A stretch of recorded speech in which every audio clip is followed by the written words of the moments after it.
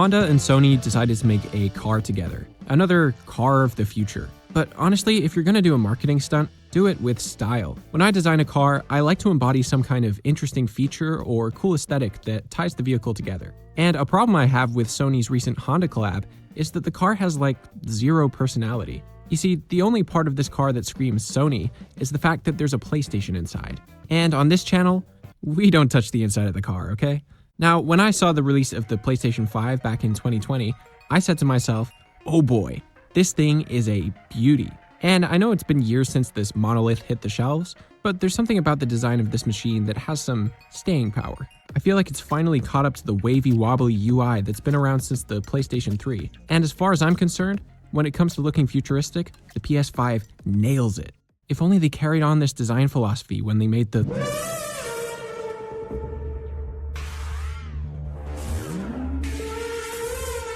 What I don't like about this car is the fear of being different. They tried to make this car look futuristic by tacking on some crowded features, which honestly just look like junk. Whereas the PS5 took a risk and made a console shaped like a... well, I'm not really sure what it's supposed to be shaped like, but that's the point. Now, if we just sketch over the Afeela, we can see that the beltline of the car is just a straight line. And I've discussed this in other videos, but there needs to be some motion or tension in the lines that make up the frame. Otherwise, you get this cookie-cutter template of a car. And I think it's worth mentioning that even cars that are designed to look casual don't have to be boring or unoriginal. For something reliable, robust, and fuel-efficient, we've been conditioned to picture cars like the Mini. Cars that are boxy and cram as much into one little space as possible. So if I'm trying to portray the future of everyday transport, like the Afeela is trying to indicate, first of all, I should start with something familiar, and then morph that into my idea of what the future looks like.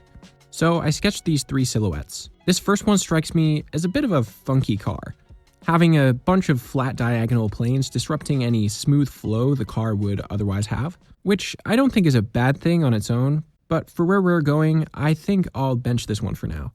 Now for the second sketch, I leaned more heavily on this sporty speedboat shape with a high tail, kind of like there's a big jet engine in the back. And it has this luxury-sized large windshield, which does smell of the future, but it seems a little more on the softcore Ferrari side of things. Which brings us to the third sketch, which honestly is the sleeper of the three when it comes to how striking the silhouette appears. But what sells this design for me are the more angular hard edges of the vehicle, but matched with this smooth flowing top side. And this is why I wanted to call upon the PS5 as a design cue. It's the combination of flows and hard ridges coming together to make one unified piece of design. And if you read the comments of my last video, you'll know that there's a lot at stake here. I can't possibly be ridiculed like I was for the Casio car I made last episode. So I'm gonna try and make this design go so hard, but I'm sure you can be the judge of that. But does it withstand the 3D test? Well, it looks like a car, or at least the chassis of a car. It's here where I can close all of the loops and pull the frame of the car together and make a rough shell. And now I can iterate a little bit further by adding these gutters on the front and back side like we saw me add in the sketch. And I think this just reinforces the look of the Sony sandwich which we've had for the last three consoles. But while I was integrating them into the rear end, I realized I could jut this part of the car out and keep the smooth transition from the sides to the back. And it was here that I realized... Wait,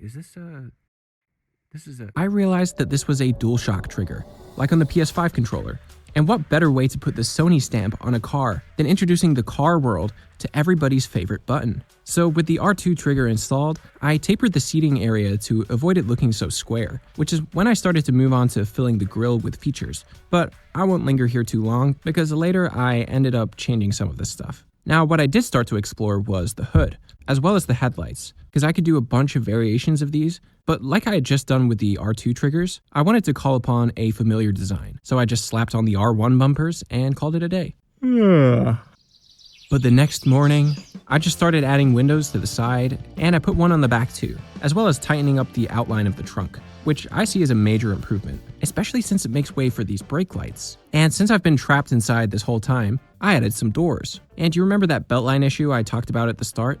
I thought I could put more flow and shape into it, so that it didn't end up looking so flat. Now, if you're still wondering why I left the sides of the car perfectly flat, well, it's because I like to 3D print these cars, and keeping the sides flat makes it super easy to just print these things in one go, without having to make supports or assemble it. And yeah, it's not the most realistic portrayal of a car, but it beats doing 3 times the work just to show it off in a fully rendered version on the YouTube video. Now, with my excuses out of the way, I wanted to add one more feature, the sunroof. You see, since this is the PlayStation car, I wanted to show that this was designed for leisure, not for the daily commute to work. But I will say there is a bit of a problem. The ideas behind this car are good and all, but unless I explain the motivation behind each design change, you probably couldn't tell that this car was emulating the PlayStation. So I added color, which completely changed the game, placing this blue lit perimeter around each major feature of the car. And that grille I was redesigning earlier, I thought I'd straighten it out and go for this single blue strip.